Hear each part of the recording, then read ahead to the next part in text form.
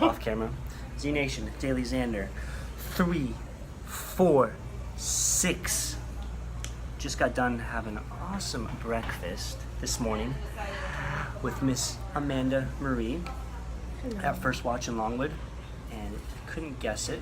If you've never seen this sign before that says free smells, just backwards. You might be thinking it's a cologne or perfume shop, but it's not. It is Jimmy John's, fast delivery, extremely. Smells like meat. Yeah. Like red meat, burnt red meat. I don't smell anything right now. Yeah. Well, because I don't eat animals, so I smell it. Does it stick out even more? Does the smell of animals or meat stick out even more because you? Oh. Yeah. I get that, cause So it's like with taste buds. Like the more you eat something, you probably don't have as much of an appreciation for that smell, or just like the distinct nature of that smell. Just because desensitization on another level. Yeah. Oh yeah. Big time. Big time. And we were just on another level. Big time. Yeah. Because like First Watch, as far as like a restaurant, it's very. I can't remember if it's organic everything or not. It is what I saw was organic. They have really good juices. They have really good, just quality, nutrient dense dishes and such. But like for you, with your diet, how would you describe your diet? It's like I'm a vegan. Let's just say I only eat fruits, vegetables, nuts. So that's what's nuts. And that's it. What do you do for your protein again? Are you doing like hemp protein or something? Hemp, or pea protein. Yeah. I don't do soy. Soy's really not good. Yeah, it's not good, especially for males. It's not good. No. I have like a protein drink that I drink every day, and then I do actually, I can't say I'm vegan because I've been doing yogurt at night because it has 12 grams of protein per yogurt. What kind of, are you doing like Greek yogurt or just like? It's Icelandic. Oh, nice. Cream or something like that. Icelandic, that's good. Yeah. But like yogurt has the good bacteria too, though. And, like, right. You need that. Probiotics and prebiotics. Yeah. Well, because the gut is actually like, what did they say that?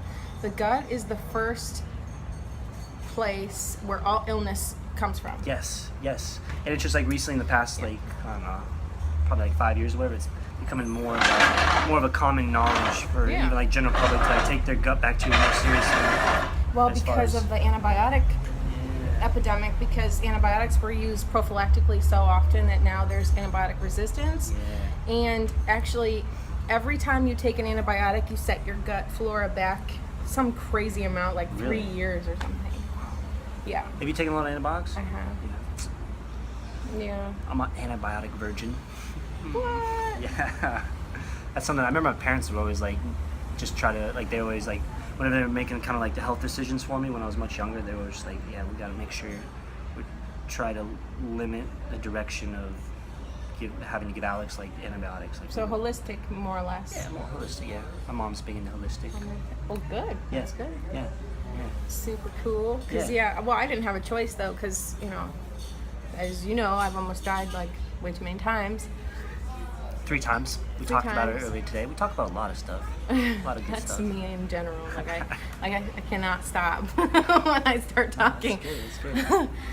But yeah, I have had a lot of infection. After the C-section, it got infected, and then my leg got infected. My actual bone in my leg got infected. The whole bone was infected. Was that with MRSA too? They thought so. Because I guess MRSA can actually stay dormant in your system for a long time. Really? Mm-hmm. So I know that's true with, what's the thing mosquitoes can give you? I'm blanking on it right now. They can give you a lot. West Nile virus or something like that? Well, West Nile, the Zika virus now. What's the because like if you go to Africa, you have to get a shot for it. I'm just blanking on what it would be because it's like throughout human history, like mosquitoes have been responsible for pretty much most diseases a lot of times, or infecting people. Well, because they're taking your blood, and then the next person they go to, they inject some of their blood into you before they take yours out. What's it called that I'm thinking of? Because like if you go to like Africa, a lot of times you can take pills for it, but like the pills you take for it, oh, I know what you're talking about. They're crazy. Like they'll give you crazy nightmares. I've heard and such. Malaria. That's what I was like. Malaria is probably one of like the biggest, like responsible. It's responsible for like death throughout human history. That's one of like the big key killers for human history now. Or for humans overall. Do they have a malaria vaccine though? I don't know full details. I just know. I don't think so. I remember listening to a couple podcasts of a guy who does like work in Africa. I always wanted to do that. And he got like malaria, and like once you have malaria, from what I understand, you can actually get it again. So like it's one of those things like it can be dormant. Like chickenpox. Yeah. That's what. I guess there's a lot of stuff like that. You get chickenpox when you're younger, and then when you're older, it's shingles. Yeah. It's the same virus. Shingles are interesting. Yeah, Right? it's the same virus, but like when you get older, like it then like turns. How would you describe it? You get like bumps that are like black, like they're almost right. What? Aren't they? I've seen. Well, my friend who's in her 60s, she had shingles, and she just had like a rash. I forget where it was, but it was like bright red, and it itched really bad, and it burned. Yeah. Like it was like a non-stop burn itch feeling. Poor thing. That's another one that I haven't talked to in forever. And that I'm like, what in the hell happened? We were talking about that a little bit earlier. Yeah. Relationships and life happens, and people Life you get out of happens. touch with people. Well, see, like, if I did meet up with friends on a regular basis, I wouldn't get half the stuff done that I get done, like, for myself, That's just it. to grow at the rate that I want, that I need, not want, that I need to, like, because I'm not getting younger here. Yeah, yeah. So, you know, we all have a finite time, and certainly time is probably the biggest commodity that we all like cherish. Yeah. Even the younger you are, you don't really realize it. Like your daughter wouldn't realize it Yeah. as much. And I didn't. Not even. No, That's why I find you fascinating. Oh.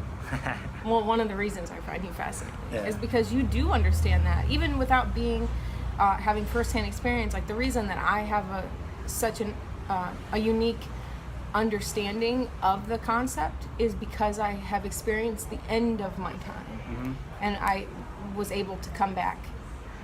So, but for you, I don't know what made you have this understanding. A lot of things about, continual self-development for myself for the past several years, and doing certain activities and partaking in certain roles and such that led that way. But like even my entire life, like I've always been since I've been like an only child. I'd say it's kind of started with this, like being an only child. It kind of always made me feel like I just need to be different in a sense. Like I've always been You on just my own wanted to kind be of thing. I just different. want to be different. Like so whatever I do, I just always want to be unique behind it, in a sense. And like whenever I just went through like high school or middle school or even college, I just always felt like this doesn't seem right. Like everybody's kind of doing the same thing. Like I want to really stick out. I want to. Because follow the leader all over the place. And when you're the leader, I know from experience, they first say, wait a minute, what does she think she's doing? And then all of a sudden, they're doing what you're doing. You know what I mean? Like, they watch, they hate, then they do. No. That's a good way to put it. It's exactly what happens. So, yeah, you have to be different. Because there are people, you know what, I really don't even believe that. When they say that some people are born to lead and some people are born to follow, I don't even believe that anymore. I think that it's definitely a distinct choice. Because everyone has a unique gift to themselves. You know, they might have like, sorry.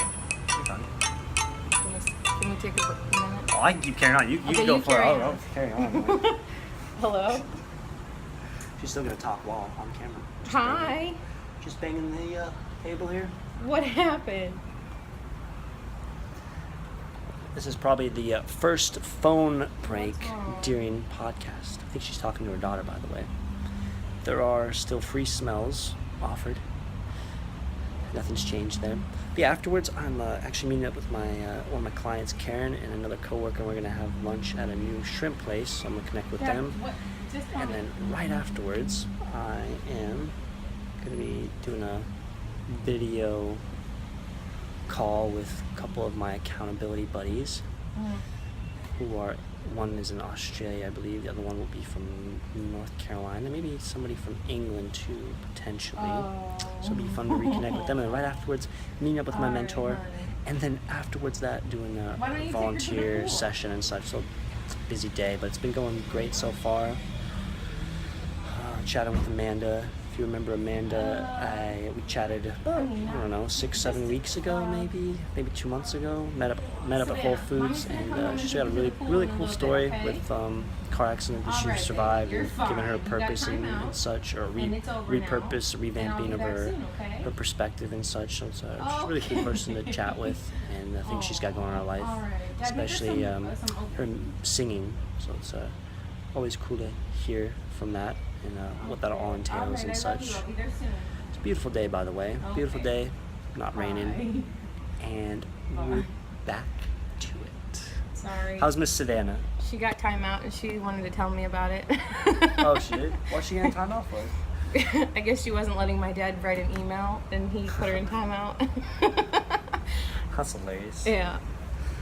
Savannah, the 3-year-old who doesn't know the concept yet of time, which is good though. Because the cool thing about like not having the concept of time allows you to do like whatever you do, like you're just so present in the moment. Yeah. So that's why like kids, like whenever, That's like very true. when we view like when kids like tell you like their problems or whatever, like it's amplified for them because they don't think of anything else. Like, to them, that's like their world. Like, yeah, she's like if having a mental breakdown yeah, right now. from like something that's like that's not big at all. Yeah. It all goes back to like the concept of time for them, or just knowing there's other things out there that they would put into perspective. Like this isn't a big deal. Yeah. Like, what's interesting to me is like I never thought I would have children. I honestly said I'm not having kids. I told my parents. How old were you? 26. 26. Okay, so you're 29. I'm 30. Oh, you're 30. Okay. I just turned 30. Oh, when was your birthday? I'd rather not talk about that. April. Oh, you're fine. April Oh, 6th. Well, we can talk about age too, but like age is just a number. Like a lot of people say that too, but like you're only as old as last time you changed your mind. So like you're somebody that's like continually always wanting to improve themselves, self-development and such, continue to evolve. So like in that sense, you're always gonna feel young. You're always gonna feel like.